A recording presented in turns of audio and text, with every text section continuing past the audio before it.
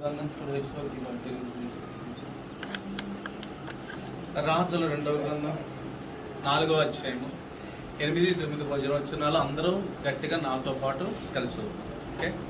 ఒక దినమందు ఎలీషా షూనేము పట్టణంలోకి పోగా అతను బంధురాలైన ఒక స్త్రీ భోజనకు రమ్మని అతను బలవంతం చేసిన కనుక అతను మార్పులు వచ్చినప్పుడల్లా ఆమె ఎంట భోజనం చేయొచ్చు వచ్చను. కాగా ఆమె తన పెనిమిడిని చూసి మన యొద్దకు వచ్చుచూ పోచున్నవాడు భక్తి గల దైవజనుని నేను ఎరుగుదును. కావున మనం అతనికి గోడ మీద ఒక చిన్న గది కట్టించి అందులో అతని వరకు మంచము, బల్ల, పీట, దీపస్తము ఉంచుతాము. అతను మన యొద్దకు వచ్చినప్పుడల్లా అందులో బస చేయవచ్చునని చెప్పాను. ప్రభు ఈ వాక్యం ద్వారా మనతో మాట్లాడుతుంది.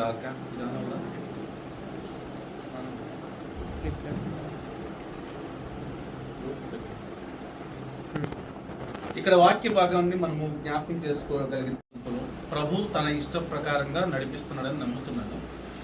ఇందులో చదువుకున్న వాక్య భాగంలో మనకు తెలుసు, ఒక దినమందు షూనేము పట్టణానికి ఎలీషా వచ్చాడు. ఎలీషా గారు అక్కడికి వచ్చిన తర్వాత ఘనురాలు అనే పేరు లేని ఒక స్త్రీ గురించి మాట్లాడటం మనం చూస్తాం. ఆ ఇంటికి వచ్చినప్పుడు ఆ ఘనురాలుగా ఉన్న ఆ స్త్రీ ఎలీషా గారికి వచ్చినప్పుడల్లా చక్కని భోజనం పెట్టి పంపించేది. అది కూడా బలవంతం చేసి వద్దన్నా కానీ. ఇది ఎక్కువ నేను ఎక్కడ చూస్తానో తెలుసా, విలేజెస్లో చూస్తాను. విలేజ్లో చంపేస్తారు, వాళ్ళని తిట్టుకునేంత పెడతారు. తిట్టుకునేంత అంటే చిరాకు పుట్టింది, ఇంకెందుకు ఇలా చంపుతున్నాం మనని అని నవ్వుతో కూడా అన్న రోజులు ఉన్నాయి. అంటే అందరూ అలా ఉంటారు, అందరూ అలా ఉంటారని కాదు, కానీ ఎక్కువ విలేజెస్లో వారికి కలిగున్నది ఎంత బాగా ప్రేమగా పెడితే అంత తృప్తి కలిగి ఉంటారు వాళ్ళు. కానీ సిటీస్లో మనది కూడా విలేజ్తో సమానం ఒక రకంగా చెప్పాలంటే. మన వాళ్ళందరూ కూడా ప్రేమ కలిగిన వాళ్ళు, మీ అందరూ కూడా ఎవరు కూడా అలాంటి వాళ్ళు నాకు అయితే కనపడలేదు ఇప్పుడు వరకు. మన సంఘస్థులు బయట కొన్ని చోట్ల సిటీస్లో చూస్తే ఆ పూటలు బాగా పూటలకు పడగలెత్తిన వాళ్ళు కూడా నేను చూశాను. ఇంటికి వెళితే ఆ పూట కూడా వాళ్ళు ఎప్పుడు వెళ్తారని చూసే తత్వాన్ని కలిగిన వారు ఉంటారు. ఆ పూటకి ఏదన్నా ఒక మంచి భోజనం అంటే ఎనిమిది లాంటిది ఏదైనా పెట్టి రెండో పూట ఒకేసారి దేంట్లోకి వస్తారు, వంకాయలోకి వస్తారు. అంటే వెళ్ళిపోరా తొందరగా అని. అలాంటి వాళ్ళు నేను చూసాం. అంతేకాకుండా లేదు, తర్వాత అయ్యో బియ్యం అయిపోయినాయి మా ఇద్దరు ఫోన్లో మాట్లాడడం చూసాం. అంటే మన గురించి కాదు, కొంతమంది వేరే వాళ్ళు వెళ్ళినప్పుడు మేము ఆ ఇంటికి వెళ్ళినప్పుడు వాళ్ళని పంపించడం కోసం చేసిన ప్రయత్నాలు. ఎక్కడ వాళ్ళు అంటే వాళ్ళు తక్కువ వాళ్ళే కాదు, 2 కార్లు ఉన్నాయి, ఇద్దరు మంచి జాబ్స్ చేస్తారు, వాళ్ళిద్దరికి బైక్స్ ఉన్నాయి, స్కూటీస్ ఉన్నాయి. వాళ్ళు ఫారిన్ కంట్రీస్ చాలాసార్లు వెళ్ళొచ్చిన వాళ్ళు. ఈ మాట ఎందుకు చెప్తానంటే అన్నీ కలిగిన వాళ్ళకి పెట్టే తత్వం చాలా తక్కువ. కానీ ఇక్కడ ఘనురాలని స్త్రీ మాత్రం పెట్టింది కూడా ఎవరికి అనుకుంటున్నారు? సేవకుడు. ఎంత గొప్ప విషయం తెలుసా. కడుపు కోసం ఈ ప్రపంచం అంతా బతుకుతుంది. ఒక మాటలో చెప్పాలంటే ఎంతమంది అంత ఉన్నా ఆ పూటకి కనుక ఆకలి అవుతున్నప్పుడు భోజనం చేయకపోతే అంత కోటేశ్వరుడికి కూడా తృప్తి ఉండదు, భోజనమే కడుపులో నింపేది. అందుకని సేవకుడికి తృప్తి పరచగలిగితే, ఆయన ప్రార్థన చేస్తే నాకున్న లోటుని దేవుడు ఏం చేస్తాడు? తీరుస్తాడు. ఇది తన యొక్క ఆలోచన. ఎందుకంటే ఆ కుటుంబంలో ఒక లోటు ఉంది. ఆ లోటు ఏంటయ్యా అంటే పిల్లలు లేరు, బిడ్డలు లేరు. కానీ అద్భుతమైన కార్యం జరిగింది తర్వాత. ఎందుకు అంటే వచ్చిన సేవకుని మాత్రం చాలా బాగా చూసుకుంటూ మొదలుపెట్టింది. వచ్చినప్పుడల్లా భోజనం చేయడం బలవంతం చేసింది. తన భర్తతో చెప్తుంది. ఆయన వచ్చినప్పుడు మళ్ళీ వెళ్ళాలంటే ఒక్కొక్కసారి బస్సులు, ట్రైన్స్ ఉండకపోవచ్చు. నైట్ ఉండాలంటే మనకున్నది ఒక చిన్న ఇల్లే కాబట్టి ఆయన ఉండటానికి షెల్టర్ కాబట్టి ఆయన కోసం వచ్చినప్పుడల్లా ఆ గోడ మీద ఒక గది కట్టించి అక్కడ ఆయనకి కావాల్సిన వస్తువులు ఏర్పాటు చేద్దామని చెప్పడం జరిగింది. ఇవన్నీ మనం వింటూనే వచ్చాం. అయితే అందులో కూడా ఏ అవసరతలు కలిగిన వాటిని పెట్టాలో అన్నీ కూడా చెప్పింది. మంచము, బల్ల, పీట, దీపస్తంభం కదా. ఇవన్నీ పెట్టినందువల్ల ఏమవుతుంది? అతనికి కావలసినవన్నీ అరేంజ్ చేస్తే అప్పుడు వచ్చి సేద తీర్చుకుంటాడు అని చెప్పే టాపిక్ మనం చెప్పుకుంటూ వచ్చాం. ఇదే మన కుటుంబాల్లో కూడా ఇల్లు కట్టుకున్న వాళ్ళు చేసే పనుల్లో కూడా ప్రతి ఒక్కరూ కూడా ఒక్కొక్క దాన్ని ఒక్కొక్కటి సూచిస్తుందని కూడా చెప్పుకుంటూ వచ్చాం కదా. ప్రతి ఇంట్లో కూడా స్నానం చేసే గది ఉంటుంది, లేకపోతే వంట చేసే గది ఉంటుంది, నిద్రపోయే గది ఉంటుంది, అలాగే సేద తీర్చుకునే గది ఉంటుంది. ఇలాంటివన్నీ పెడతారు కదా. అలాంటి స్థితిని గుర్తు చేస్తున్నప్పుడు మన ఇంటికి వచ్చినప్పుడు, సపోజ్ ప్రేయర్ అయిపోయిన మీరు ఇంటికి వెళ్ళిన వెంటనే చాలా మంది వంట చేసుకోరు, ఎందుకంటే మార్నింగ్ ప్రేయర్ పెడతారు కదా, అప్పుడు వంట చేసుకోరు. కొంతమంది వంట చేసుకుని బయలుదేరి సగంలో వచ్చి ఆమెను కూర్చున్న వాళ్ళు కూడా ఉంటారు, వాళ్ళది వేరే విషయం. అలా వంట చేసుకోవడానికి ఏం గుర్తొస్తుంది మీకు? వంటగదే గుర్తొస్తుంది ఎలాగైనా కదా. ఆ తర్వాత భోజనానికి ఆ డైనింగ్ హాల్లో కూర్చుంటాం. ఇలాగా ఒక్కొక్క గదిని ఎలా గుర్తు చేస్తుందో మనము కూడా ఒక ప్రార్థనా గదిని కట్టించుకోవాలి, భౌతికమైన ఇంటికి కలిగిన వాళ్ళు అనేది చెప్తున్నాను. ఎందుకంటే మనం ప్రార్థన చేసుకోవడానికి గుర్తించడం ఆ గదిలోకి వెళ్తే ఒక ప్రశాంతత ఏర్పడుతుంది. అలాగే ఇక్కడ కూడా ఆ పట్టణం గురించి మాట్లాడితే ఎలీషా అనే మాటకు మీకు అర్థం చెప్పినాను కాబట్టి, యెహోవా రక్షణ ఇచ్చేది ఈ లోకంలో ఎవరంటే ప్రభువైన యేసుక్రీస్తు. ఎవరికంటే రక్షణ లేని వారికి. ఎవరికి రక్షణ లేదంటే పాపంలో ఉన్న ప్రతి ఒక్కరికి రక్షణ లేదు. పాపంలో జీవితం మరణం అని శిక్షలో ఉన్నారు. శిక్ష అంటే ఆ మరణం కూడా ఇది రెండవ మరణం, అంటే అది కూడా అగ్ని గంధకులు మండే గుండం కలిగిన మరణం. ఆ మరణం దాంట్లో పడ్డ ప్రతి ఒక్కరు కూడా బయటికి రావటం ఈ ప్రపంచంలో ఎవరి తరము కాదు, ఎవరు కూడా రక్షించలేరు. ఎందుకంటే అగ్ని గంధకంలో పడిన తర్వాత రావటం కష్టమే. అయితే ప్రభు చెప్పిన మాట యోధాపత్రిక 23 చదివించాను, కొందరిని అగ్నిలోంచి లాగినట్లు రక్షించుడి అంటాడు. అలాగే దేవుడు కూడా మన అగ్ని అనే పాత్రలో మన జీవితం ఉంది. ఇప్పుడు మళ్ళీ ఆయన రక్షించుకుంటూ వచ్చాడు కాబట్టి ఆయన రక్షకుడు యేసు అనే మాటకు. కాబట్టి ఎలీషా అనే మాటకు యెహోవా రక్షణ అయితే, యెహోవా రక్షణ అనే మాటకి యేసు ప్రభువారు రక్షకుడిగా పోల్చుతూ వచ్చారు. ఆ యేసు ప్రభువారుతో పాటు ఎలీషా గారు ఎక్కడికి వచ్చాడు?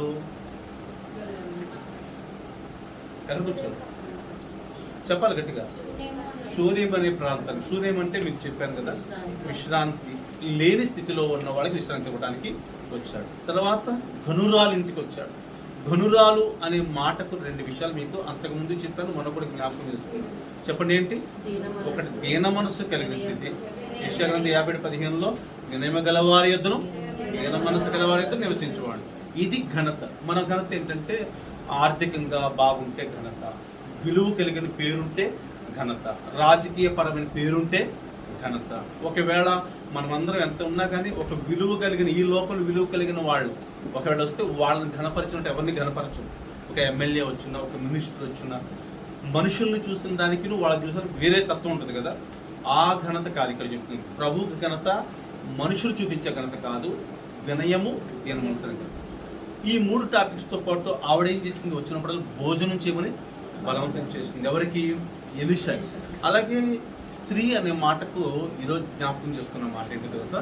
మీ అందరూ తెలుసు, సంఘము అని అర్థం. సంఘము అనే మాట బైబిల్లో చాలా చోట్ల మీకు తెలియపరుస్తూ వచ్చాను, అపొస్తలుల కార్యాలను తెలియపరుస్తూ వచ్చాను. తర్వాత 20-25 మనం చూస్తాం. తర్వాత అరణ్యమందు గుర్తుందా? ఇదో చెప్పాను, ఇజ్రాయెల్ నడిపించబడిన ఆ ప్రాంతం కలిగిన దేవుడు ఏర్పాటు చేసిన ఒక సంఘం గురించి మాట్లాడుతూ వచ్చాం. అంటే ఇప్పుడు సంఘము అనే మాటకు స్త్రీ అయితే, స్త్రీ అనే ఆవిడ గురించి ఇప్పుడు చెప్పిన ఈ 3 టాపిక్స్ పక్కన పెడితే, ఈ ఘనురాలు కలిగిన స్త్రీ ఎవరిని తీసుకొచ్చింది చెప్పండి? ఎలీషా గారు అనే సేవకుని తీసుకొచ్చింది. ఈరోజు స్త్రీ అనే సంఘంలో నీవు నేనున్నాను. మనం కూడా మనకు ప్రభు అనే వాక్యమును సేవకుడు అనే వాడికి వచ్చినప్పుడల్లా ఏం చేయాలి? మనం భోజనం చేయబడి బలవంతం చేయాలి అనే మాట. భోజనం చేయని బలవంతం అనే మాటకి భౌతికమైన భోజనం కామన్గా చేస్తారు, కానీ దైవికమైన భోజనం ఏంటంటే వచ్చిన సేవకునితో, లేకపోతే నువ్వేం చేయాలంటే తప్పనిసరిగా ప్రార్థన చేయించుకునే భోజనం, లేకపోతే ఒక మాట అయినా చెప్పండి అని అడిగే భోజనం. బాగా గమనించాలి ఈ మాట. ఎందుకంటే భౌతికమైన భోజనం వేరు. మీరు ఒకసారి ఆదికాండంలోకి వెళితే మీకు సంఘటన మీకు బాగా తెలుసు. యోసేపు కాలంలో జరిగిన ఒక గొప్ప సంఘటన గుర్తుందా? వాస్తవానికి అక్కడ ఒక కల వస్తుంది ఫరోకి. అప్పుడు యోసేపు జైల్లో ఉంటాడు. పోతిఫర్ భార్య కన్ను వేసి ఒక తప్పు చేయమంటే చేయకుండా పారిపోయినప్పుడు అతని మీద తను నేరం వేసినందుకు అతను ఎక్కడ పెట్టారు? జైల్లో పెట్టారు. జైల్లో పెట్టిన తర్వాత అక్కడ జైల్లో ఇతరులతో పాటు ఇంకిద్దరు వ్యక్తులు కూడా ఖైదీలుగా ఉన్నారు. వాళ్ళెవరు? పానదాయకుల అధిపతి, రెండవది పక్షకాల అధిపతి. వీరిద్దరు ఉంటున్నప్పుడు వాళ్ళకు వచ్చిన కళల గురించి కూడా యూసుఫ్తో చెప్తారు. యూసేపు కళల భావాన్ని వారిద్దరికి వివరిస్తారు. వివరించిన తర్వాత భక్ష్యకార అధిపతులు చెప్తాడు, నీకు వచ్చిన కళను బట్టి నీకు వచ్చే ఆ రాజ్యం పోతుంది, నీకు ప్రమాదం జరుగుతుందని ఒక మాట. పానదాయకుల అధిపతి చెప్తాడు, నీకు మరలా నీకు ఆ ఉద్యోగం వస్తుందనే మాట. ఇవి జరిగి అయిపోయింది. వారిద్దరు కూడా ఎక్కడికి వస్తారు? తర్వాత విడుదలయ్యి బాగానే వస్తారు, అంతా అయిపోయింది. ఒకసారి ఫరోకు కళ వచ్చింది. ఆ కళలో ఏంటంటే 7 బక్కపలచిన ఆవులు, 7 బలమైన ఆవులు, 7 పేలవెన్నులు, 7 మంచి పుష్టి గల వెన్నులు. ఈ బలమైన ఆవులని బక్కపలచిన ఆవులు ఏం చేసింది? మింగివేసింది. బక్కపలచినవి మింగేసింది. అలాగే 7 బలమైన వెన్నులను, మంచి వెన్నులను పేలవెన్నులు ఏం చేసింది? మింగివేసింది. ఈ టాపిక్ మీకు తెలుసు, ఒకసారి ఆ టాపిక్ చూడండి, మీకు అర్థమవుతుంది. ఆదికాండం. ఈ వాక్యాన్ని మీరు తెలిసినప్పటికీ కూడా ఎందుకు ఈ మాట జ్ఞాపకం చేస్తాం చూడండి. 41వ అధ్యాయం 41వ అధ్యాయం.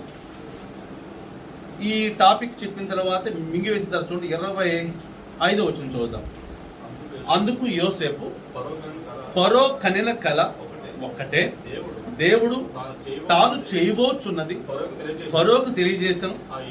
ఆ 7 మంచి ఆవులు 7 సంవత్సరములు, 7 మంచి వెనులు 7 సంవత్సరములు, కల ఒక్కటే.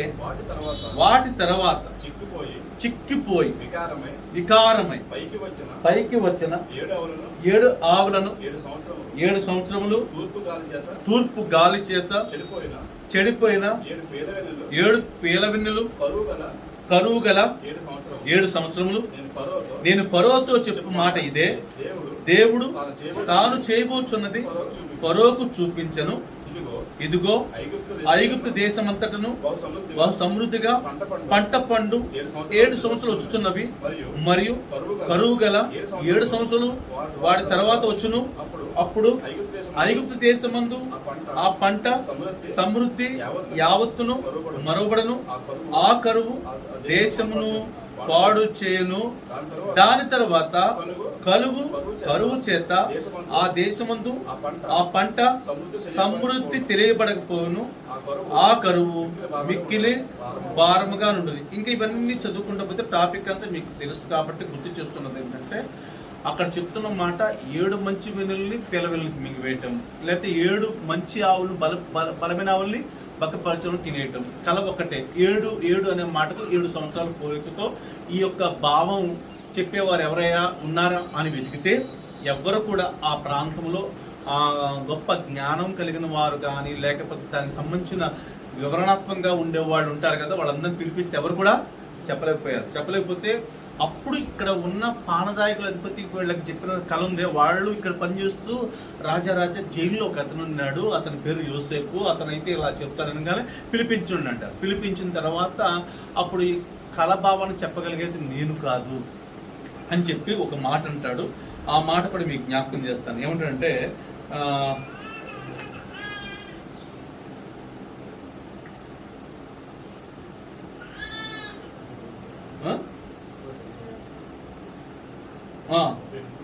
38 అతడు తన సేవకులను చూచి ఇతని వలె దేవుని ఆత్మ గల మనుషుని కనుగొనగలమని.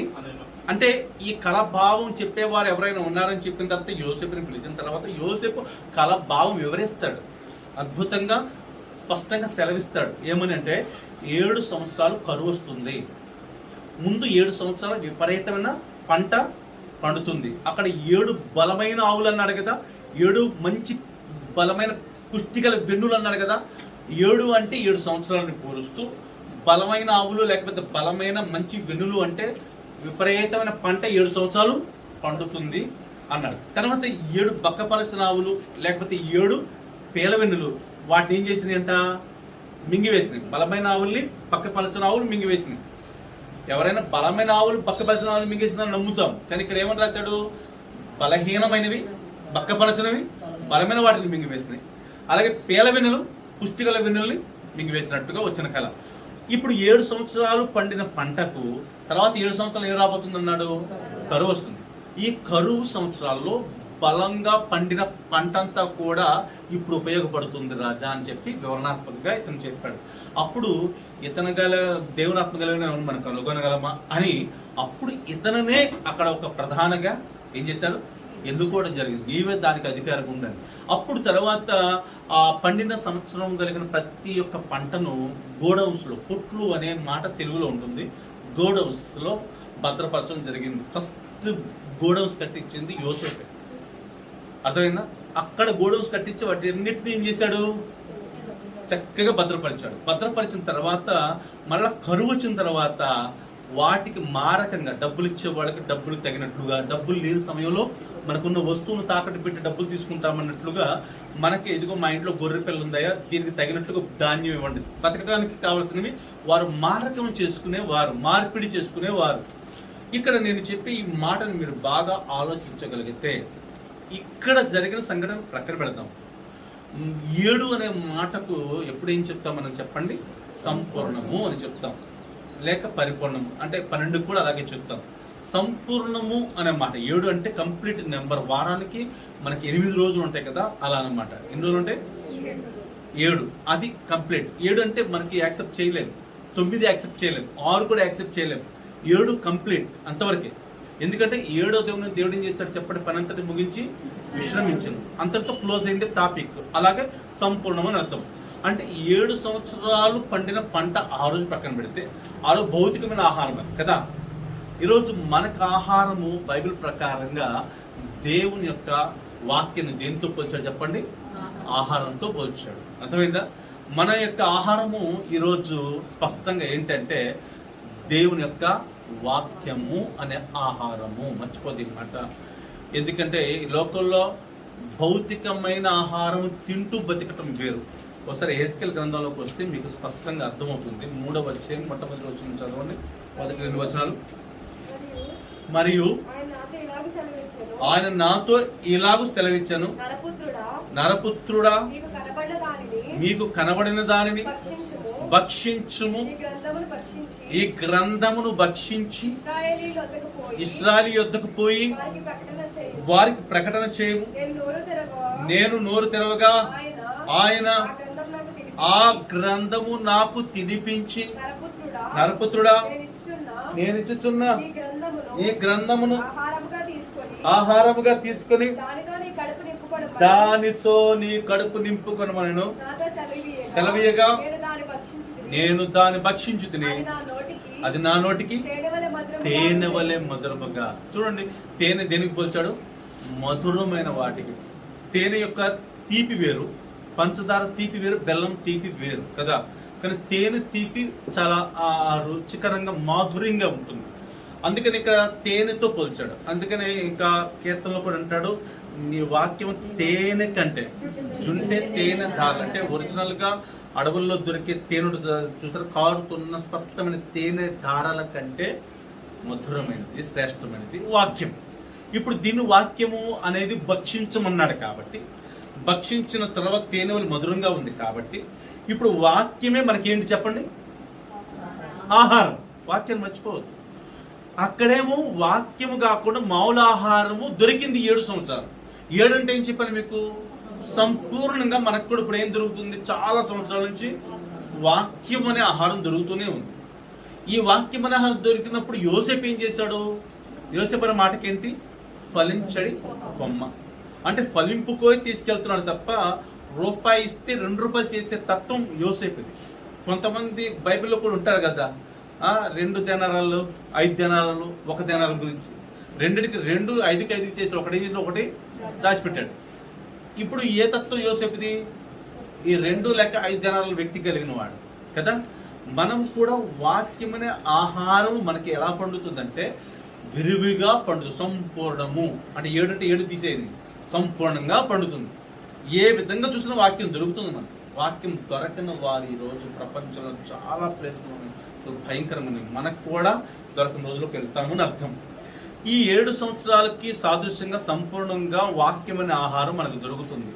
చాలా మందికి యూట్యూబ్లో దొరుకుతుంది, లేకపోతే టీవీల ద్వారా దొరుకుతుంది, ఇలా వాక్య సంఘాల్లో దొరుకుతుంది, లేకపోతే బయట సువార్త ద్వారా దొరుకుతుంది, లేకపోతే కొన్ని మీటింగ్స్ ద్వారా దొరుకుతుంది.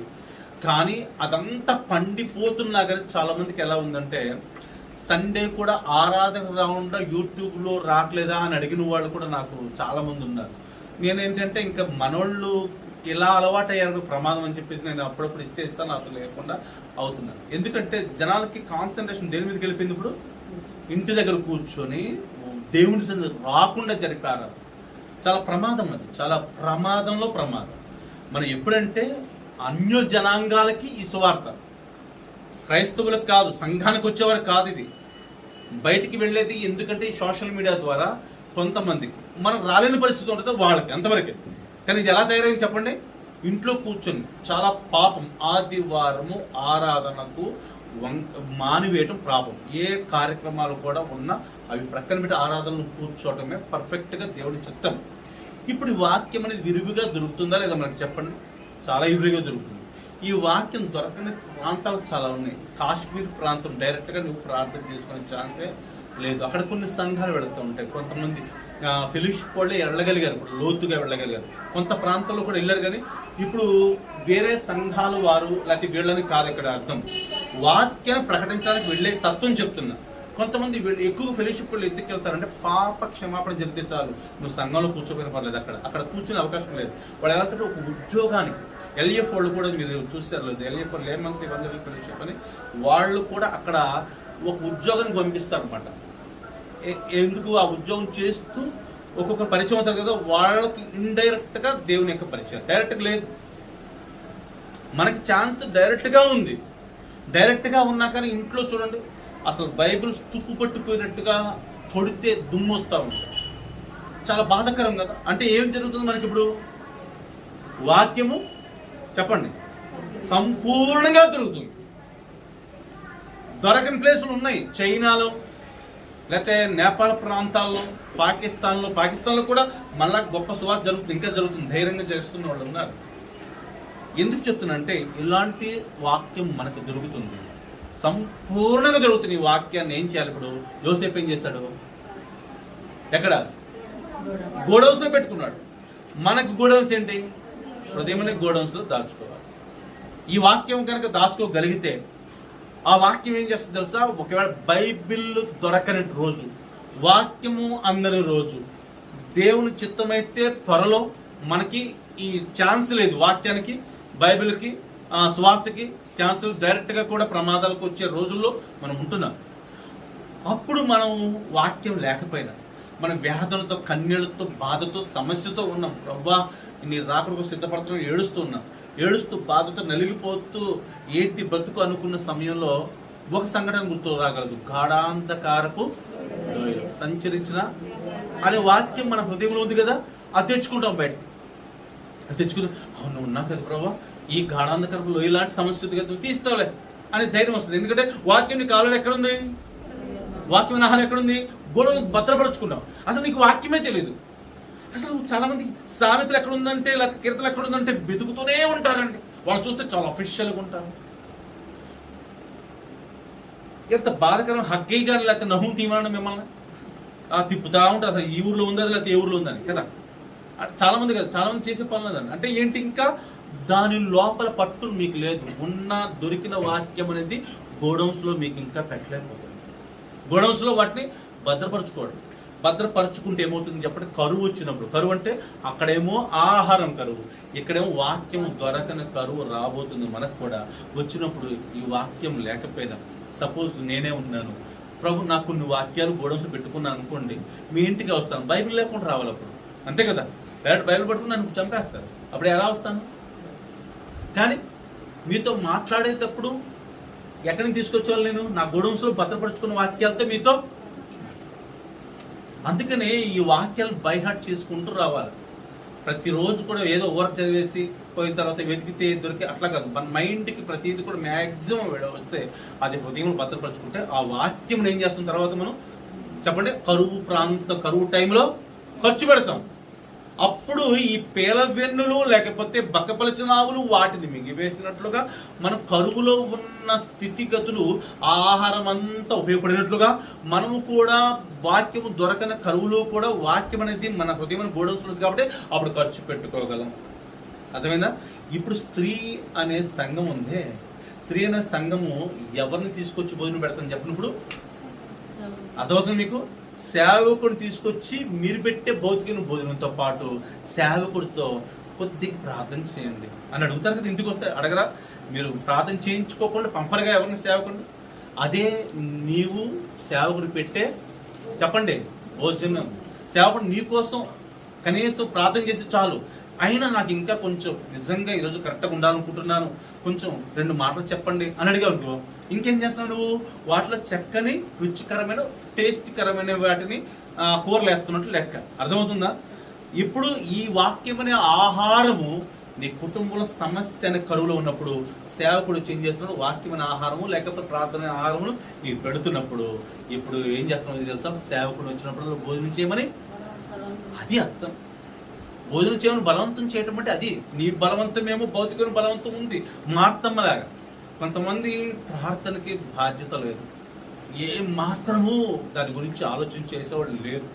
ఏదో నామకార్థంగా వచ్చి ఆ టైంకి వచ్చి 10ంటికి వచ్చి అనేసి ఆ కొంచెం మిగుపులో ఉండి వెళ్ళిపోతారే, అది దేవుని చిత్తం కానే కాదు. ఇక్కడ చెప్తున్న వాక్యం మీరు స్త్రీ అనే మాటకు సంఘం అయితే, సంఘంలో నీవున్నావు, నేనున్నాను. మనము కూడా మనకొచ్చే సేవకుడు, నేను కూడా నాకొచ్చే సేవకుడిని భోజనం చేయమని బలవంతం చేస్తూనే ఉంటాను. భోజనం అనే ఆ భోజనమే కాదు, వాళ్ళ దగ్గర పరిచయం చేస్తూ ఉండే భోజనం కూడా చేస్తున్నాను. నేను ఇప్పటికీ వాళ్ళ చెప్పులు మోస్తుంటాను, మీకు తెలియదు అంటే మీకు కనపడాలి చేయాలని అనుకోవట్లా. చాలామంది పెద్ద సేవకులు, పెద్ద అంటే ఆర్థికంగా పెద్ద కాదు, ఆత్మీయతలో పెద్ద. ఇది ప్రభువు చెప్తున్న ఫస్ట్ భోజనం యొక్క స్టెప్. తర్వాత ఆ సేవకుడు వచ్చినప్పుడు ఏం కట్టించింది ఇవిడ? ఒక గది కట్టిస్తాను అని చెప్పింది కదా. ఆ గది గురించి ఇంతవరకు చెప్పిన మాటలంతా గదిలో ఏం చేస్తాం చెప్పండి? మనం ఏం చేస్తాం? ప్రార్థన చేస్తాం. ప్రార్థన చేసి సిద్ధపడ్డ తర్వాత గదిలో నుంచి ఎలా తయారయ్యాం మనం? పెండ్లి కుమార్తెగా, ఆయనేమో పెండ్లి కుమారుడుగా తయారవుతూ వచ్చాం. పెండ్లి కుమారుడుగా తయారైన వ్యక్తి, పెండ్లి కుమారుడుగా ఆయన వస్తున్నప్పుడు పెండ్లి కుమార్తెగా తయారైన ఈ స్త్రీ అనే సంఘము, ఈ స్త్రీ లోపల నుంచి బయటకు వస్తున్న సందర్భంలో ఏం పొందుకుందని చదువుకున్న పోయినసారి? పరిశుద్ధాత్మ శక్తి, పాపం ఒప్పుకోలు శక్తి పొందుకుంది. అంటే ఇది పొందుకోవడానికి గల కారణం గది కదా, ఆ గది కదా. మరి ఆ గదిలో నువ్వు ఎలా ఉండాలి అని అంటే, ఆ గది యొక్క స్వభావాన్ని నువ్వు ఎప్పుడు కూడా దూరం చేసుకోవద్దు. ఎందుకంటే చాలాసార్లు గదిలో ఏం జరుగుతుంది అని అంటే, యోహాను సువార్త 11వ అధ్యాయంలో ఒక మాట జ్ఞాపకం చేస్తాను. అక్కడ ఒక సంఘటన జరిగింది. ఆ సంఘటన మీకు తెలిసిందే, అయినప్పటికీ ఈ సందర్భానికి నేను ఉపయోగిస్తున్నాను, జాగ్రత్తగా గమనించండి. ఈ 11వ అధ్యాయంలో వచ్చినప్పుడు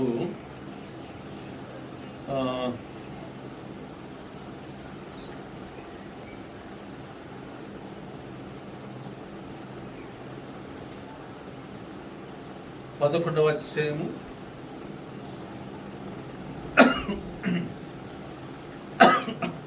38వ వచనం చదవండి. 38వ వచనం. యేసు మరలా తనలో మూలుగుచు సమాధి యొద్దకు వచ్చెను. అది ఒక గుహ, దాని మీదకి రాయి పెట్టి ఉండేను. యేసు రాయి తీసివేయడని చెప్పగా చనిపోయిన సహోదరైన మార్త, ప్రభువా అతను చనిపోయి 4 దినములైనది కనుక ఇప్పటికీ వాసన కొట్టునని ఆయనతో చెప్పాను. అందుకు యేసు, నిన్ను నమ్మిన యెడల దేవుని మహిమను చూతువని ఆయన నీతో చెప్పలేదా అని. ఈ టాపిక్ మీకు అందరికి తెలుసు. లాజరు చనిపోయాడు, తర్వాత 4 రోజులు వాసన కొడుతున్న టాపిక్. అయితే యేసుప్రభు వచ్చిన ప్లేస్ ఏంటి? ఒక సమాజంలో గుహ. గుహ అంటే గది. బాగా గమనించండి. అంటే చనిపోయి వాసన కొట్టిన గుహ అంటే సమాధి చేయబడింది. ఇంకా చనిపోయిన తర్వాత అక్కడ ఆ శవాలను పెడతారు, ఆ రాయిలా బొర్లి. ఇప్పుడు అంటే మనం వేసే విధానం వేరే ఉందేమో, అప్పుడు గుహలాగుండి రాయిని బొర్లించేయడం ఇది పద్ధతి. అప్పటికి 4 రోజులు అయిపోతే ఎలా ఉంటుంది చెప్పండి? బాడీ, చనిపోయిన బాడీ సువాసన వస్తుందా? చాలా భయంకరమైన దుర్వాసన వస్తుంది, కంపు కొడుతుంది. అయితే ఇక్కడ గదిలో ఎవరు రప్పించాలి? నువ్వు ఈరోజు ఎవరిని రప్పించాలి? గది ఎందుకు కడుతున్నావు? యేసయ్యను రప్పించడానికి. అక్కడ గది ఏమో ఎలీషాను రప్పించడానికి, ఇక్కడ మనం కట్టే గది ఎవరిని రప్పించడానికి? యేసయ్యను రప్పించడానికి. అయితే గదిలో కూర్చున్నప్పుడు ఏమొస్తుంది దానికి? ఏమొస్తుందో వాస్తవానికి అప్పుడు టాపిక్ తీసేది. ఇప్పుడు ఏమొస్తుంది? ఇక్కడ గుహాని కదా వాసన కొడుతూ 4 రోజుల నుంచి చనిపోయిన వ్యక్తి ఎంతో దుర్వాసనతో కుళ్ళు కంపుతో ఉన్నాడు. అర్థమవుతుందా? ఈ 4 రోజులు 4 సహవాసం టాపిక్ చెప్తామేమో. అపోస్తలులు 2:42లో ఈ 4 కోల్పోయినాడు అని అర్థం. ఒకటి, అపోస్తలుల బోధ కోల్పోయాడు. రెండవది సహవాసం, అంటే దేవునితోనూ సంఘముతో సేవకుడితో సహవాసం కోల్పోయాడు. మూడవది రొట్టె విరవటం ప్రతి ఆదివారం 100% చేయాల్సిందే. వాక్య ప్రకారం మీకు చాలా ఎవిడెన్స్ ఇచ్చాను గారికి, ఇప్పుడు చెప్పట్లా, అది బైబిల్ చెప్తుంది, నేను చెప్పట్లా. చాలా మంది నెలకి 6 నెలలకి ఇస్తారు. వాళ్ళ గురించి మనం ఎప్పుడు వాళ్ళ తలంపులు ఏమో నాకు తెలియదు, కానీ వాక్యములు చెప్తున్నాడు, దీనిని చేయనప్పుడు నన్ను జ్ఞాపకం చేస్తాం. మనం ప్రతి ఆదివారం సంఘంగా జ్ఞాపకం చేసుకుంటున్నాం కాబట్టి, కూడుతున్నాం కాబట్టి అప్పుడు చేయొచ్చు. రోజు సంఘం కూడితే కూడా చేయొచ్చు. రోజు సంఘంగా కూడితే చేయొచ్చు. సంఘంగా కూడేది ఎప్పుడు మ్యాక్సిమం మనం సండే, అందుకు చేస్తున్నాం. నీ రోజు సంఘం కూడు చేయొచ్చు.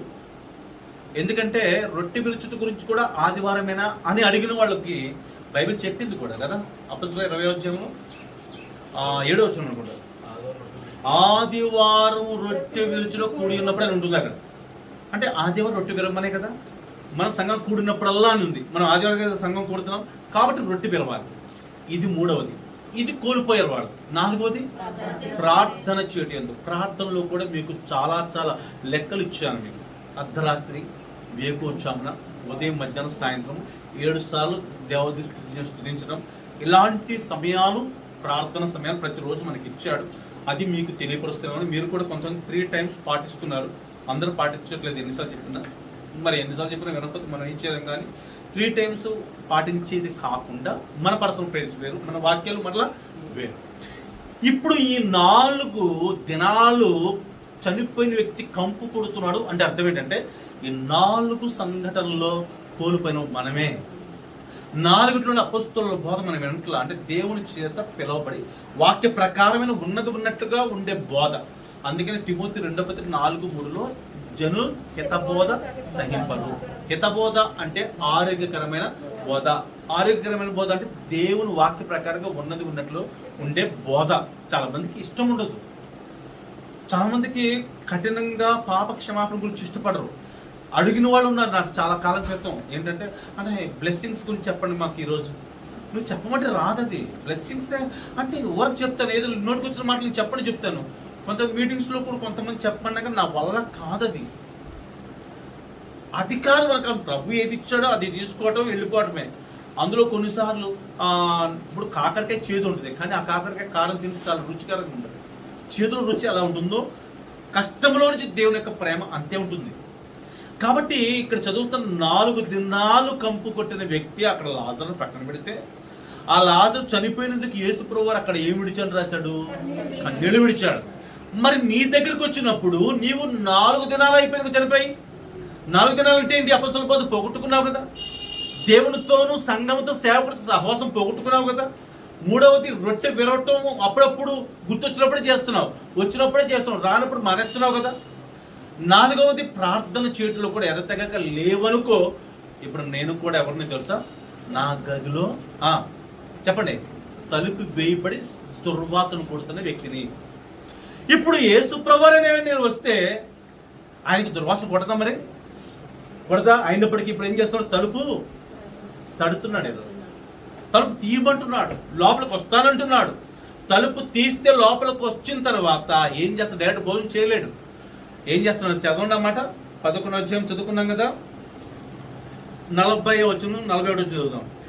అందుకు యేసు, నీవు నమ్మిన యెడల దేవుని మహిమను చూతుమని నేను నీతో చెప్పలేదా అని ఆమెతో అనెను. అంతటా వారు ఆ రాయి తీసివేసిరి. యేసు కన్నులు పైకెత్తి, తండ్రి, నీవు నా మనం వినినందుకు నీకు కృతజ్ఞతాస్తుతులు చెల్లించుచున్నాను అనే మాట. అంటే నీవు నా మనం వినినందుకు అంటే అర్థం ఏంటంటే 4 దినాల దుర్వాసన పోగొడుతున్నందుకు అని అర్థం. అంటే 4 దినాల దుర్వాసన పోగొట్టడం అంటే అర్థం ఏంటంటే అపోస్తలుల బోధలకు వస్తున్నాను అని అర్థం. రెండవది సహవాసులకు వస్తున్నాను అని అర్థం. తర్వాత రొట్టె విరుస్తాను అని అర్థం. 4వది ప్రార్థనలు ఉంటాను అని చెప్పినట్లుగా ప్రభు నా పక్షంగా నీ పక్షంగా అక్కడ తండ్రితో చెప్తున్నమాట. కృతజ్ఞత అందుకు చెల్లిస్తున్నాను. ఇప్పుడు ఈ 4 దినాలు చనిపోయిన దుర్వాసన పోబోతున్నందుకు కృతజ్ఞత. అయినప్పటికీ నీకు తెలుసు ప్రభు అని చెప్పి వీళ్ళందరూ వినటం కోసం ఈ మాట చెప్తున్నాను. తర్వాత వచ్చిన కూడా అంటాడు, చదవండి. అయినను నీవు నా మనవి వినినందున అయిపోయింది కదా ఇది. తర్వాత నీవు ఎల్లప్పుడూ నా మనవి వినుచున్నామని నేను ఎరుగుదును గాని ఇవి నన్ను పంపితివని చుట్టూ నిలిచి ఉన్న ఈ జనసమూహమునట్లు వారి నిమిత్తం ఈ మాట చెప్పిస్తుందని చాలా జాగ్రత్తగా గమనించండి. యేసు ప్రభువు వచ్చింది కూడా అందరికి తెలియడం కోసం. వాళ్ళు నీకు తెలుసు ప్రభువా, కానీ ఎవరు తెలియదు, చుట్టుపక్కల తెలియదు. కాబట్టి ఇప్పుడు యేసు ప్రభువు వచ్చేది మన హృదయంలోకి నీకు తెలుసుకుని చాటుకు చేసుకోమంటలా. ఏం చెప్పన్నాడు? అందరికి తెలియాలి. నీ లోపలికి ఎవరు వచ్చారు? చనిపోయిన దుర్వాసన కొట్టిన పోటే యేసు ప్రభు వచ్చాడు. 4 దినాలు వాసన కొట్టిన జీవితంలో ఉన్న నీ జీవితంలో, నా జీవితంలోకి ఆయన రావడానికి ఇష్టపడుతున్నాడు. తలుపు తడుతున్నాడు. తలుపు తీస్తే ఆ దుర్వాసన పోగొట్టడం కోసం ఇప్పుడు తర్వాత వచ్చిన చదవండి. ఏమంటున్నాడు? చదవండి. అలా చెప్పి లాజరు బయటికి రమ్మని బిగ్గరగా చెప్పగా చనిపోయిన వాడు కాళ్ళు చేతులు పేత వస్త్రములతో కట్టబడిన వాడై వెలుపలికి వచ్చి వెలుపలికి వచ్చాను. ఎక్కడి నుంచి? గదిలో నుంచి. పక్కన నుంచి, గదిలో నుంచి ఏం పోతుంది బయటికి? చెప్పండి మీరు. దుర్వాసన పోతుంది. అంటే యేసు ప్రభువు వస్తే లోపల గదిలో ఏం పోతుంది? నీకు నాకు కూడా దుర్వాసన పోతుంది. 4 దినాల నుంచి అనే మాటకు 4 అనే సబ్జెక్ట్ చెప్పాను చూసారా? 4 సందర్భాల యొక్క పోగొట్టుకున్న దాన్ని మరలా తెచ్చుకుంటున్నాం. ఆ దుర్వాసన బయటికి వెళ్తుంది. ఏ దుర్వాసన? అపోస్తుల బోధ పోగొట్టుకున్నామే, ఆ పోగొట్టుకున్న దుర్వాసన బయటికి వెళ్తుంది. అలాగే సహవాసంతో ఉన్న దుర్వాసన బయటకు పోతుంది. సహవాసం లేకుండా ఉన్నామే ప్రభుత్వం, ఆ దుర్వాసన బయటికి వెళ్తుంది. తర్వాత రొట్టె వినటం మానివేసి ఉంటామేమో కదా, ఆ దుర్వాసన బయటికి వెళ్తుంది. ప్రార్థన అనేది సరిగ్గా చేయట్లేదే, అది బయటికి వెళ్తుంది. ఇప్పుడు మరలా అపోస్తల బోధలకు వస్తున్నామే, అందుకు రుమాలు కట్టి ఆయన బయటకు వచ్చేసారు. కానీ ఇప్పుడు ఆ గది ఎలా తయారైంది చెప్పండి. ఇప్పుడు ఎలా తయారైనట్టు? చక్కని సువాసన తయారవుతుంది, అంతే కదా. తీసివేయబడిన తర్వాత ఆ గది శుభ్రపరుస్తుంది కదా. అలాగే మన గదిలో కూడా మీకు పోయినసారి చెప్పిన టాపిక్ ప్రకారంగా 13 రకాలనే అపవిత్రమైనవి ఉండేవి. వాటిని మనం కూడా రప్పించుకోగలిగితే యేసు ప్రభుని వాటిని తీసేస్తానని చెప్పాను. ఇక్కడ ఈ 4 వాటిని తీసేయడానికి ఈరోజు ఇష్టపడుతున్నాడు. ఈ గది నువ్వు కట్టించాలి. అర్థమైందా? యేసు ప్రభు వస్తే నీ గదిలో ఉన్న ఆ 4 రకాల ఆ దుర్వాసన బయటికి తీసి ఆ 4 రకాల స్వభావాన్ని పరిశుద్ధంగా మళ్ళీ నీకు చూపిస్తాడు. ఇప్పుడు లోపలికి వచ్చిన తర్వాత నీతో కలిసి భోజనం చేయడానికి ఇష్టపడతాడు. అందుకనే గది తలుపులు తడుతున్నాడు. ఇది అక్కడ గది ఆ రోజు చెప్పిన టాపిక్, ఈ రోజు చెప్పిన ఇంకో టాపిక్. ఈ గది తలుపులు తట్టిన తర్వాత గదిలో ఏం పెట్టాలనుకుంటున్నారు వాళ్ళు? మంచం అంటే దేనికి చెప్పాం మనము? విశ్రాంతికి సూచన. విశ్రాంతి అనేది ఎప్పుడు వస్తుందంటే కష్టపడి పనిచేసిన వాడు వచ్చి పడుకునే ప్లేస్ విశ్రాంతి. ఓకే, ఇప్పుడు విశ్రాంతి అనేది ఎవరికి లేదు? యేసు ప్రభు వారికి లేదా అంటే నిజంగా లేదని పోయినసారి చెప్పుకుని గుర్తుందా? ఆదికాండ 6వ అధ్యాయంలో చదువుకున్నా ఏమని? వాళ్ళందరి యొక్క చెడుతనము భూమి మీద భయంకరమైన కేవలం చెడ్డది కాబట్టి ఆయన సంతాపం పొందారు. కాబట్టి ఆయనకి ఏమి లేదని చెప్పుకున్నాం మనము. విశ్రాంతి లేదు కాబట్టి నా విశ్రాంతిని మీకు ఇస్తానని చెప్పాడుగా. మరి నేనే ప్రయాసపడి భారం మోసుకున్న వాళ్ళకి విశ్రాంతి అని చెప్పింది ఆయనే కదా. మరి ఆయనకే విశ్రాంతి లేదు అనే మాట ఆ సందర్భమే కాదు. నమ్మకంగా ఉండి, దగ్గరగా ఉండి, నమ్మకంగా ఉండి మోసం చేసిన వాడు యేసు శిష్యులు ఎవరు? ఇస్కరియోతు యూదా. ఎంత వేదన పడి ఉంటాడు చెప్పండి. ఇప్పుడు ఎందుకు? నువ్వు నాతోనే ఉన్నావు కదా. అప్పటికీ ఆ శిష్యులు అందరూ ఉంటే ఇతను రోమా సైనికుల దగ్గర డబ్బులు తీసుకొని వాళ్ళు అడుగుతారు యేసు ప్రభువు ఎలా ఉంటారు అని. అంటే ఏం చెప్తాడు యోధా? నేను ఎవరిని ముద్దు పెట్టుకుంటానో ఆయనే యేసు ప్రభు అని చెప్తాడు కదా. నేను ఎవరిని ముద్దు పెట్టుకుంటానో ఆయనే యేసు ప్రభు అని చెప్పాడు అంటే ఇప్పుడు ముద్దు పెట్టుకోకముందు యేసు ప్రభు వారిని గుర్తుపట్టలేము అని అర్థం. ఎందుకు గుర్తుపట్టలేము? అందరూ ఎలా ఉన్నారు అని అర్థం. యేసు ప్రభు ఎలా ఉన్నారో అందరూ అలాగే ఉన్నారు, దాదాపుగా అలా ఉన్నారు. అందుకని గుర్తుపట్టలేకపోతున్నారు. అంతకాలం ఉన్నప్పటికీ కూడా రోమా సైనికులు యేసు ప్రభుని గుర్తుపట్టలేకపోతున్నారు. అంటే ఇప్పుడు యేసు ప్రభుతో ఉన్నవారు యేసు ప్రభు పోలికలో ఉంటారు కదా. మరి నువ్వు గది కట్టించిన తర్వాత ఆయన ఎప్పుడు ప్రశాంతంగా ఉంటాడు తెలుసా? చెప్పండి, ఎప్పుడు ప్రశాంతంగా ఉంటాడు?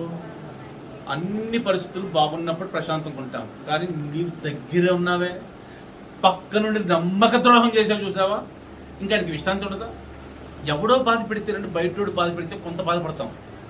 కానీ ఇంట్లో ఉండి నమ్మించి మోసం చేస్తారే, ఇంట్లో బంధువులుగా ఉండి పక్కనే ఉండి నమ్మించి నటించి మోసం చేస్తారే, ఎవరో డైలాగ్ పెట్టి తిట్టారనుకోండి మనకి కొంచెం బాధ ఉంటుంది. వాడు ఎవడలే అనుకుంటాం. కానీ నీవు లేకపోతే నేను మిమ్మల్ని తిట్టిన మీరు నన్ను తిట్టిన ఎలా ఉంటుంది? బయటకు తిట్టకపోయినా పక్కన తిడితే ఎలా ఉంటుంది చెప్పండి. ఇంకా ఇదే ఇస్కరియోతు యూదా చేశాడు. 12:6 ఇప్పుడు చెప్తాను కదా, ఇస్కరియోతు యూదా నమ్మకంగా ఉండి ఏం చేశాడు చెప్పండి. యోహాను సువార్తలో ఏం చేశాడు ఏమండి? ఆది నుంచి వాడు దొంగగా ఉండి డబ్బు సంచి తన చేతిలో ఉండటాన్ని బట్టి ఏం చేస్తున్నాడు? దొంగతనం చేస్తూనే వచ్చాడు. యేసు ప్రభు వారు అంటే రొట్టె విరిచి పెట్టాడు ఆయనకి. ఎవరికి? కానీ రొట్టె విరిచింది యేసు ప్రభు వారే, రొట్టె విరిచి పెట్టింది యేసు ప్రభు వారే, కానీ తనలోకి ఏం ప్రవేశించింది? ఎంత బాధకరం విషయం. అంటే అర్థం ఏంటి? మనం యేసు ప్రభు సాధారణ కాదు అర్థం. చాలా మంది అంటారు కదా, ఏమంటే మీరు చెయ్యండి సరిపోతే. చెయ్యి కాదు, కాలేసిన ఏం కాదు. అసలు చెయ్యటం ఇవన్నీ కరెక్ట్ కాదు. వాక్యమే ఒప్పుకోలే. చాలా మంది చేసి ప్రార్థన చేస్తే ఒప్పుకోరు. నేను చెయ్యి ఎందుకైనా మీకు తెలుసు కాబట్టి మీకు చెప్పక్కర్లేదు. చెయ్యాల్సిన అవసరం కూడా లేదు. చెయ్యి కాదు ప్రాముఖ్యం. నా అంతరంగం నుంచి వచ్చే ప్రేయర్ మీరు విశ్వాసంతో యాక్సెప్ట్ చేసే ప్రేయర్. రెండు కరెక్ట్గా ఉండాలి, అంతేగాని చేస్తే మాత్రం కాదు. చెయ్యేసి హస్త నిక్షేపణ కూడా చేయొద్దని బైబిల్లో కొన్ని చోట్ల ఉంది. అంటే చెయ్యి వేసి ప్రార్థన చేసినప్పుడు ఒకవేళ ఆ చెయ్యి వేసే సందర్భంలో ఆ వ్యక్తి తాగుబోతే ఉంటే ఎవరు? ఆ ప్రార్థన చేయించుకునేవాడు. అది కూడా ఎవరిలోకి వచ్చేస్తే ఆత్మ చేసేవాడు కూడా వస్తాయి. అందుకని ఇక్కడ చాలా జాగ్రత్తగా మీరు గమనిస్తే మనం చేసే ప్రార్థన, ఆ జీవితము ప్రభువుకి ఎలా ఉండాలి చెప్పండి. చెప్పండి ఎలా ఉండాలి? విశ్రాంతిని ఇచ్చే విధంగా ఉండాలి. కానీ పక్కనే ఉండి ప్రభా ఈరోజు సూపర్ చెప్పే వాక్యం, లేకపోతే నువ్వు ప్రజల ప్రార్థన చేస్తే అని చెప్పుకుంటూ నమ్మిస్తావు. కానీ అంతరంగాన్ని పరీక్షించే దేవుని తెలియదా? చెప్పండి, దేవుని తెలియదా? లోకపరణ నిర్వహణలో ఉంటాడు, ఆంతర్యాన్ని చూస్తున్నాడు. ఆంతర్యాన్ని చూడగానే ఇస్కరియోతు యూదా ఎలాంటి తెలుసు కాబట్టి అక్కడ అందరూ వచ్చిన తర్వాత ఒకరి తర్వాత ఒకరు వస్తుంటే నన్ను అప్పగిస్తున్నావా అన్నట్టుగా యోధాన్ని అడిగాడు కదా ఇండైరెక్ట్గా. నువ్వు చేయాల్సింది చేసుకో అంటాడు. నేనా ప్రభా నటించేస్తాడే. ప్రభు తెలియదు అనుకున్నారా? అంటే ఏం జరిగింది ఇక్కడ? ఇస్కరియోతు యూదా పక్కనే ఉండి తన వెన్నుపోటు. ఇప్పుడు ప్రభుకి ఎలా విశ్రాంతి ఉంటుంది చెప్పండి? నీవు ప్రార్థన తెలుసు, వాక్యం తెలుసు, మరలా నువ్వేదో సినిమా చూసి లేకపోతే షికాలు చేసావు అనుకో, ప్రభుకి ఎలా ఉంటుంది? నువ్వు వెన్నుపోటు పొడిచాడు కాదా? అంటే నువ్వు మాయకి వేయలేకపోతున్నావు. ఇంకా మంచం ఏంటో, మంచం అంటే మామూలు మంచం వేస్తాం. మీ ఇంటికి వస్తే నేను ఎక్కడికి వెళ్తే చాలా మంది పడుకుని పాస్ కదా, కొంచెం రెస్ట్ తీసుకోండి, మా ఇంట్లో పడుకుంటే మాకు ఆశీర్వాదం, నేను పడుకున్న ఆశీర్వాదం అంటున్నారు. అలాంటి వాళ్ళు ఉన్నారు లేదంటారు. అది నిజమే, జోక్ కాదు. చాలా మంది అంటారు సేవకుల్ని, ఆ మంచం పక్కన పెట్టు. ప్రభు చెప్పిన మంచం ఏంటి తెలుసా? నీవు దేవుని సంతోష పెట్టలేని స్థితిలో పక్కనే ఉండి వాక్యం ఆదిగా నుంచి ప్రకటన వరకు తెలియచ్చు, అయినప్పటికీ కూడా వాక్యం చెప్పగలిగే స్తోమత నీకు ఉండొచ్చు, ప్రార్థనలో మెళుకులు నీకు తెలియచ్చు, ప్రార్థన విధానము క్రమాన్ని పాటించకుండా ఏదో పిచ్చి పిచ్చిగా చేసిందే ప్రార్థన కాదనుకున్నామేమో. అమాయకంగా ఉన్న పల్లెటూరులో వాళ్ళు చేసే ప్రార్థన, వాళ్ళు నోటి మాటలు కూడా వల్లించలేరే. దేవుడు అంతరంగం చూస్తారే, ఆ ప్రార్థన ఆలకిస్తాడు. అఫీషియల్గా ఉన్న ప్రార్థన చాలా బాగుంటుంది. కొంతమంది ఏంటంటే నాకు చాలా ఆహ్లాదకరంగా ఉంటుంది, వాళ్ళ క్యారెక్టర్ వేరే ఉంటుంది, మాకు చాలా స్పష్టంగా ఉంటుంది, వింటుంటాం కదా. అయితే ఈరోజు నువ్వు వేయవలసిన మంచం ప్రభువుకు వేయలేదు కాబట్టి ఆ మంచం మీద అనుకున్నా నేను చెప్పడం. ఈ టాపిక్ అంతా రెండోసారి అయిపోయి మూడోసారి ఇది. ఈ టాపిక్లో మీకు చెప్పేది ఏంటంటే, నీవు తలుపు తీస్తే నువ్వు పెట్టిన ఆత్మీయ భోజనానికి ఆయన కూడా తలుపు తెరుస్తాడు. ఎక్కడ? పరలోకంలో తెరుస్తాడు. నువ్వు గది నుంచి ఎలా వస్తున్నావు? పెండ్లి కుమార్తెకి వస్తున్నావు కదా, ఇక్కడికి ఎక్కిరా అంటే ఆ తలుపు తెరుస్తాడు. అందుకు ఈ తలుపు తెరవాలి. నువ్వు తలుపు తెరిచి ఆయనకి కూర్చుని ఆయనతో కలిసి సహవాసం చేయాలి. ఆయన లేకుండా నువ్వు ఎంత సహవాసం చేసినా ఉపయోగమే లేదు. గదిలోకి వెళ్ళి ప్రార్థన చేస్తే ఎవరితో మాట్లాడటానికి? మీ నాన్నతో, మీ అమ్మతో కాదు కదా. ఎవరితో? దేవుడితో. అంటే ఆయన మనతో ఏం చేస్తున్నాడు? అక్కడ గదిలో సహవాసం చేస్తాం. అంటే మన బల్ల ఆయనకి ఏం చేసాం? పెట్టాం. అర్థమైందా? బల్ల ఎందుకు వేసామంటే ఆయనతో సహవాసం చేయడానికి. సహవాసం అంటే మనందరం కలిసి కూర్చున్న ఈ సహవాసము, కుటుంబంలో మీరు భోజనం చేసి కలిసి ఆ సహవాసము, ఆత్మీయంగా ప్రభుతో కలిసి ప్రార్థన చేసి ఆయన దగ్గర పొందుకొని విలువ కలిగిన ఆత్మీయమైన భోజనం కలిగిన సహవాసము చేయటం వల్ల ఆయన వెళ్ళిపోయాడు, ప్రార్థన విని వెళ్ళిపోయాడు. ఒక రోజు వస్తుంది, అప్పుడు తలుపు తెరిచి ఎక్కడికి ఎక్కిరాము. ఇది సహవాసం అనే బల్ల వేస్తే ప్రభు మనకి చేయబోయే విలువైన కార్యం. అలాంటి బల్లలోకి ప్రభుకి అవకాశం ఇద్దాం. అలాంటి బల్ల ఆయనకి వేసి మన సహవాసాన్ని ఆయనకి పంచుతాం. ఆ సహవాసం ద్వారా మనకి ఒకరోజు తలుపు తట్టి చెప్పండి ఈ తలుపు తీసినందువల్ల ఆ తలుపు తీసి ఏం చేస్తున్నాడు? రా ఎక్కిరా అంటున్నాడు. ఎలా? సువాసనను ఆఘ్రాణించి. ఏ సువాసన? చనిపోయిన సువాసన, ఆ దుర్వాసన పోయి బ్రతికి ఆమె 4వ రోజు 4వ దినం ఏమిటి చెప్పండి? లాజరు బ్రతికాడు.